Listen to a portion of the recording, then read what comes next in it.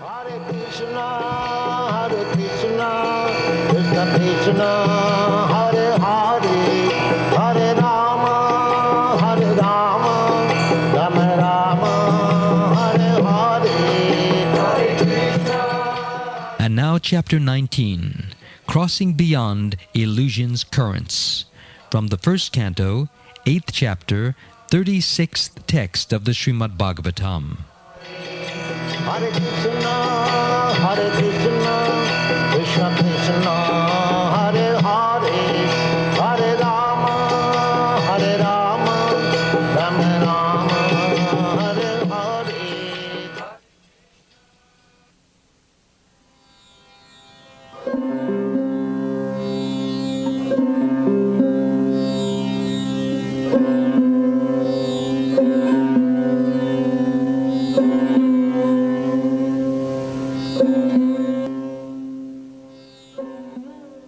Shrinvanti Gayanti Granantya Bhikshnashaha Smaranti Nandanti Tavehi Tam Jana Ta Eva Pashyantya Chirena Tavakam Bhava Pravaho Paramam Padambujam. Translation. O Krishna, those who continuously hear, chant, and repeat your transcendental activities, or take pleasure in others doing so, certainly see your lotus feet, which alone can stop the repetition of birth and death.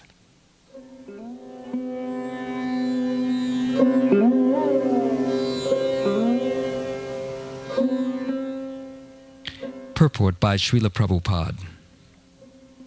The Supreme Lord, Sri Krishna, cannot be seen by our present conditional vision. In order to see him, one has to change his present vision by developing a different condition of life, full of spontaneous love of Godhead.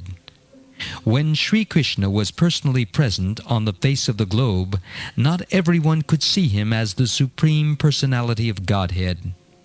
Materialists like Ravan, Hiranyakashipu, Kamsa, Jarasandha, and Shishupal were highly qualified personalities by acquisition of material assets, but they were unable to appreciate the presence of the Lord. Therefore, even though the Lord may be present before our eyes, it is not possible to see him unless we have the necessary vision. This necessary qualification is developed by the process of devotional service only, beginning with hearing about the Lord from the right sources. The Bhagavad Gita is one of the popular literatures which are generally heard, chanted, repeated, etc. by the people in general. But in spite of such hearing, etc., sometimes it is experienced that the performer of such devotional service does not see the Lord face to face. The reason is that the first item, Shravan, is very important. If hearing is from the right sources, it acts very quickly. Generally, people hear from unauthorized persons. Such unauthorized persons may be very learned by academic qualifications, but because they do not follow the principles of devotional service, hearing from them becomes a sheer waste of time.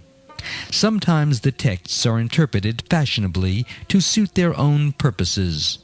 Therefore, first one should select a competent and bona fide speaker, and then hear from him. When the hearing process is perfect and complete, the other processes become automatically perfect in their own way.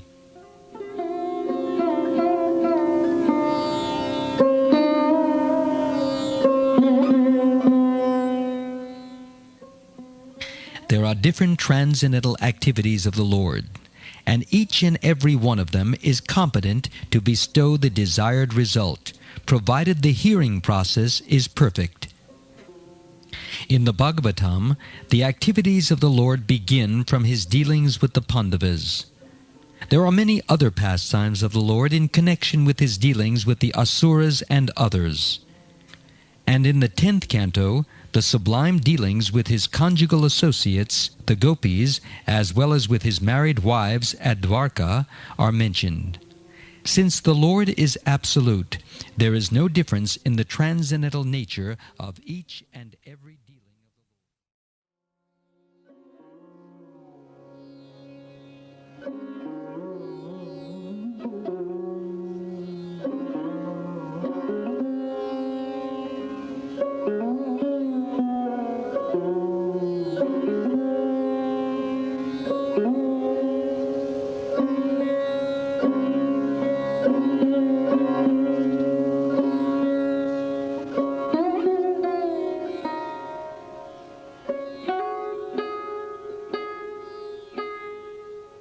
One must hear about the Lord from the very beginning, as in the Srimad Bhagavatam or any other scriptures, and that will help the hearer attain perfection by progressive development.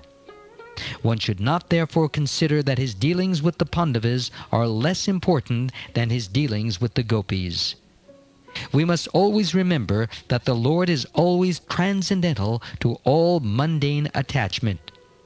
In all the above-mentioned dealings of the Lord, He is the hero in all circumstances, and hearing about Him, or about His devotees, or combatants, is conducive to spiritual life. It is said that the Vedas and Puranas, etc., are all made to revive our lost relation with Him. Hearing of all these scriptures is essential. In the previous verses, Kunti Devi has explained that those who have come to this material world are working very hard like asses and have such a hard burden that they cannot bear it. Because their lusty desires have created heavy work that puts them always in trouble, Krishna comes to introduce the system by which one can get relief from this continuously troublesome life.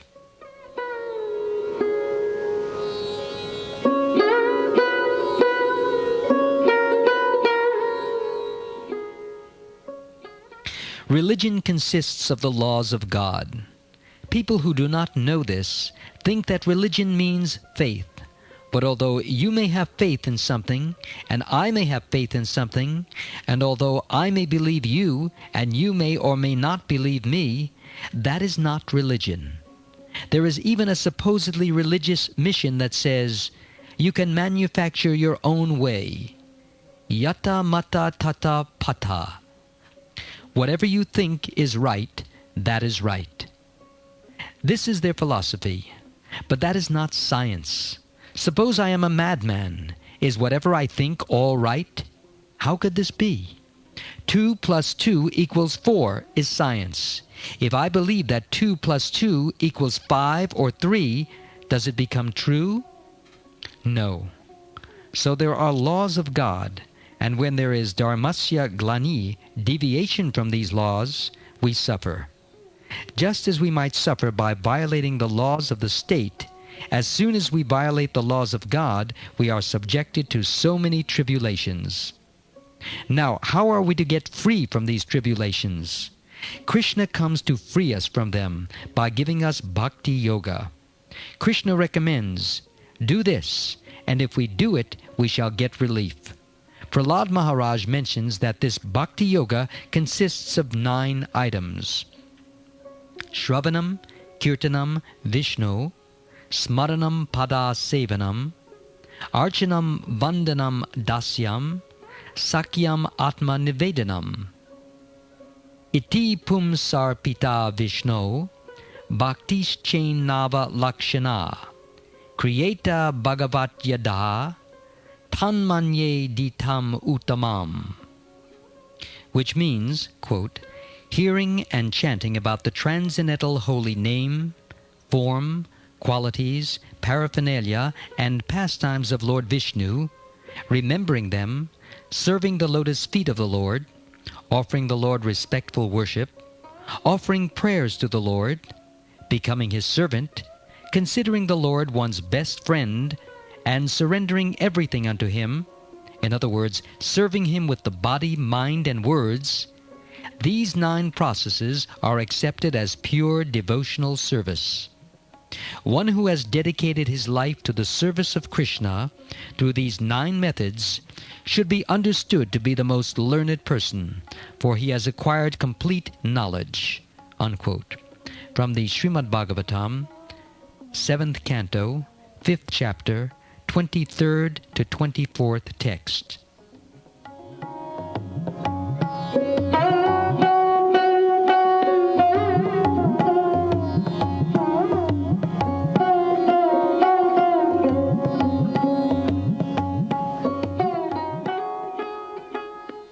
Hearing means hearing about someone's activities, form, qualities, entourage, and so on. If I want to hear about someone, he must have some activities. We hear about history, and what is history? It is but the record of the activities of different persons in different ages.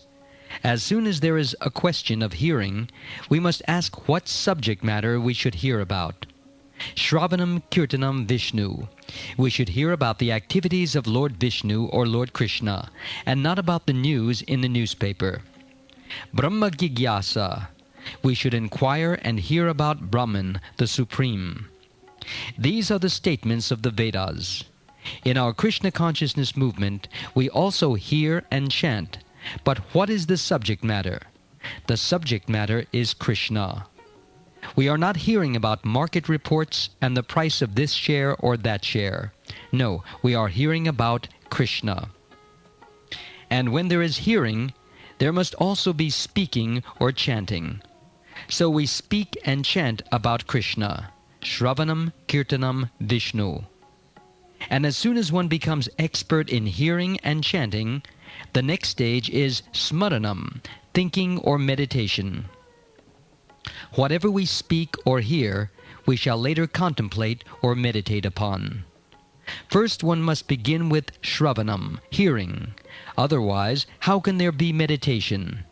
If one does not know the subject matter of meditation, where is the question of meditation? Therefore, there must be hearing and chanting about Lord Vishnu, Shravanam Kirtanam Vishnu. Actual meditation in yoga aims at seeing the four-armed Vishnu Murti, which is the form of the Lord within the heart. That is real meditation.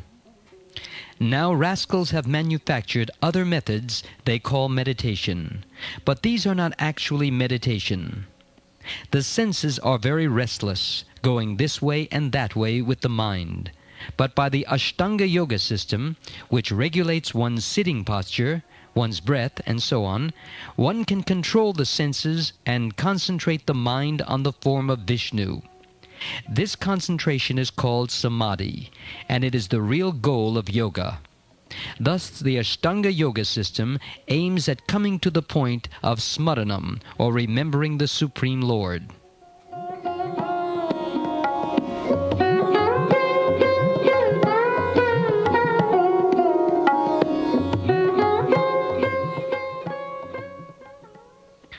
The next process of devotional service is archanam, worship of the deity, the form of Krishna in the temple. Shri Vigrahara Dana Nitya Nana, Shringara Tan Mandira Majanadu. From the Sri Guru Vastika Prayers, verse number 3. It is not that one should worship Krishna once a week or once a month. Rather, one should worship Krishna 24 hours a day, nitya. The deity should have a new dress every day or twice or 4 times a day, as many times as possible. This is called Shringara. Krishna is the most opulent enjoyer, and we should supply him things by which he can enjoy. For instance, if someone gives me new clothing, I say, "Oh, this new clothing is very nice." And this is my enjoyment. Similarly, we should try to satisfy Krishna every day with gorgeous clothing. The dress for the deity should be first class. The food offered to him must be first class, and the place where he is situated in the temple must be first class or even more than first class. Furthermore, the temple should always be as clean as glass. Everyone remarks that the temples of the Krishna consciousness movement are very clean, and they must be very clean. The more one cleanses the temple, the more one's heart becomes cleansed. This is the process of devotional service. The more we dress Krishna, the more satisfied we become.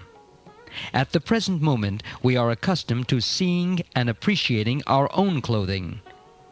I think, what costly clothing I have, and in this way I become satisfied. But when we dress Krishna, we shall feel spiritual satisfaction. Yuktasya bhaktams cha niyunjatopi vande guru shri charanara. It is the duty of the spiritual master to engage his disciples always in worshipping the deity in this way, and it is to such a guru or spiritual master that we offer our obeisances.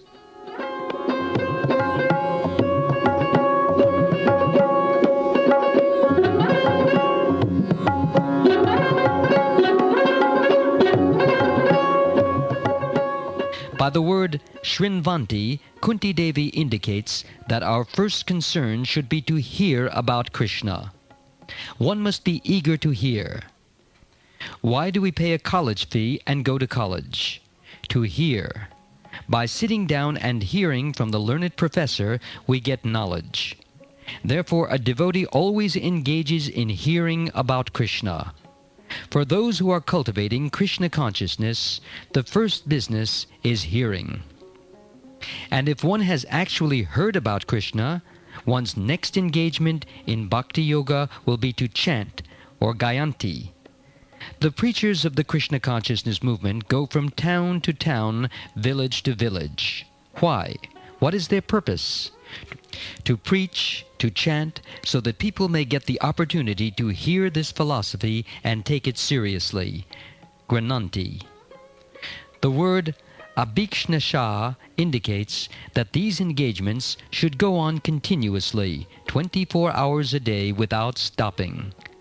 Chaitanya Mahaprabhu therefore recommends Kirtaniya Sadahari.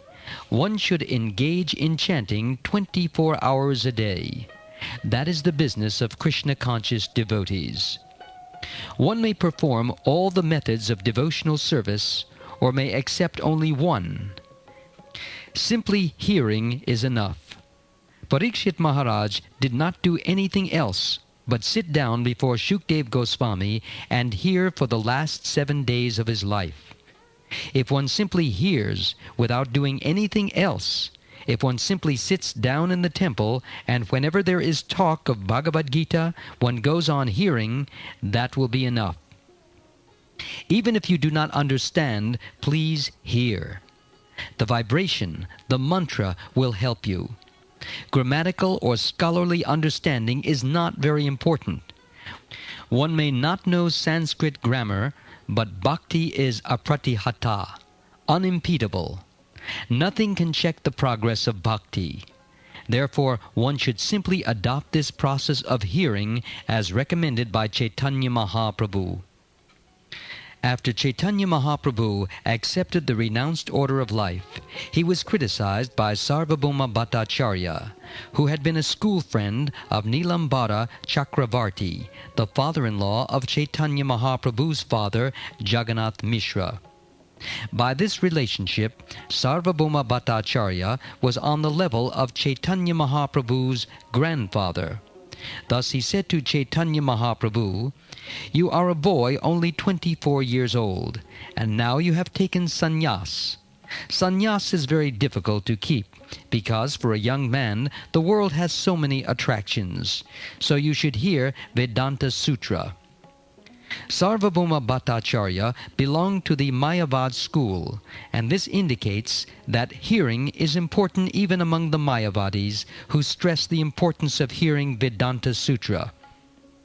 The Vaishnavas, the devotees of Krishna, also hear Vedanta Sutra, but not from the Mayavadis, who falsely interpret it and spoil the process of hearing. The Vaishnavas actually hear Vedanta Sutra because they do not interpret it. When Krishna says, "I am the Supreme," the Vaishnavas accept it, and that is the proper way of hearing. If one speculatively interprets the Vedanta Sutra or Bhagavad Gita saying, "The word Krishna means this, and Kurukshetra means that," one is simply wasting one's time. One should hear this literature as it is.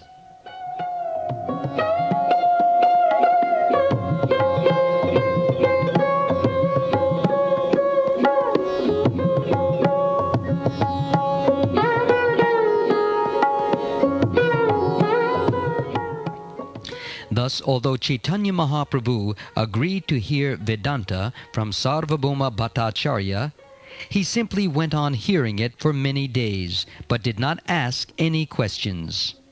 Finally, Sarvabhauma Bhattacharya said to him, "My dear boy, you are hearing, but you do not ask any questions. Why is this? Is it that you can't understand? What is the reason you are silent?" Chaitanya Mahaprabhu answered, "Yes, I understand, but I am silent because you are explaining the Vedanta Sutra in a speculative way. Therefore, I am simply listening to the verses of Vedanta Sutra, but not actually listening to you." Thus he indirectly said, "You are explaining the meaning foolishly." Later he said, "The verses of Vedanta Sutra are just like sunshine, but your explanations are like clouds that cover them. No one needs a lamp to see the sun. Everyone can see it. But if the sun is covered by a cloud, it is very difficult to see. Similarly, the Vedanta Sutra is like the sun, but the Mayavad interpretations cover the real meaning. The Mayavadis never accept the direct meaning. Even big political leaders who are influenced by the Mayavad philosophy cover the meaning of the Vedic literature by speculating, Kurukshetra means this, and Dharmakshetra means that. Our policy, therefore, should be to hear the original as it is. Then it will be effective. Shravanam Kirtanam Vishnu. Vishnu should be heard as he is. Then one can meditate upon Vishnu and remember him, Smaranti. In this way one becomes jubilant, Nandanti. The word Nandana means pleasing, and one comes in touch with the reservoir of pleasure in this way.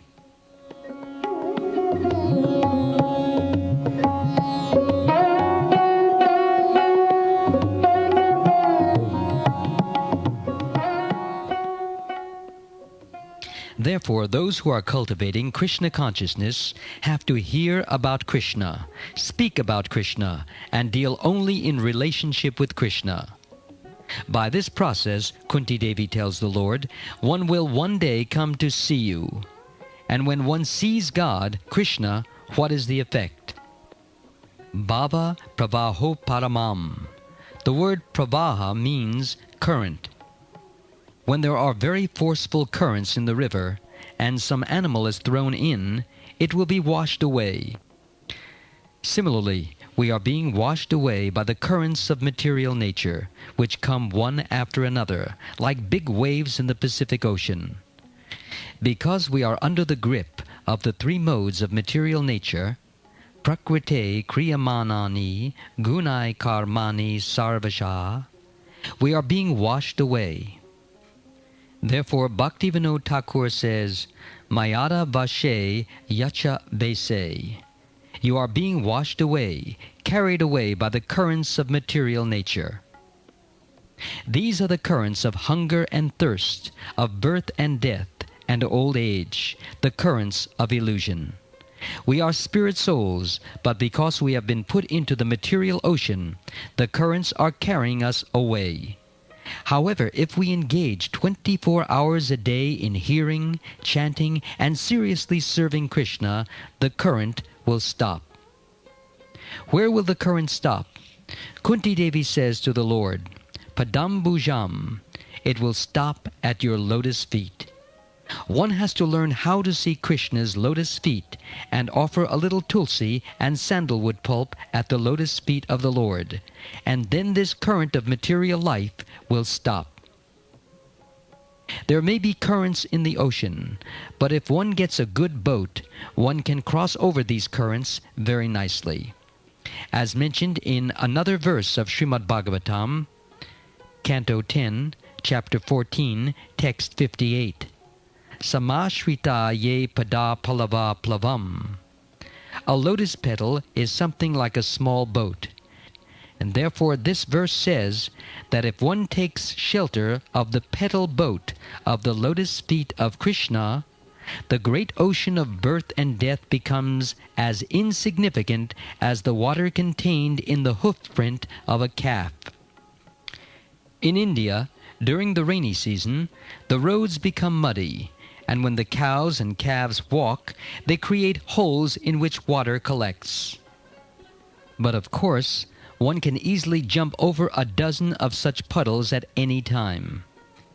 Similarly, although for others the world of birth and death is like a great ocean, for a devotee it is like such a puddle, Bhavambudir Vatsa Padam, and he can jump over it very easily. In this way the devotee attains Param Padam, the supreme abode. Then what about this material world? Padam Padam Yad Vipadam. This is a place not for devotees, but for people who are suffering. Therefore Kunti Devi suggests, this Krishna consciousness is the medicine for your suffering. Take it and be happy.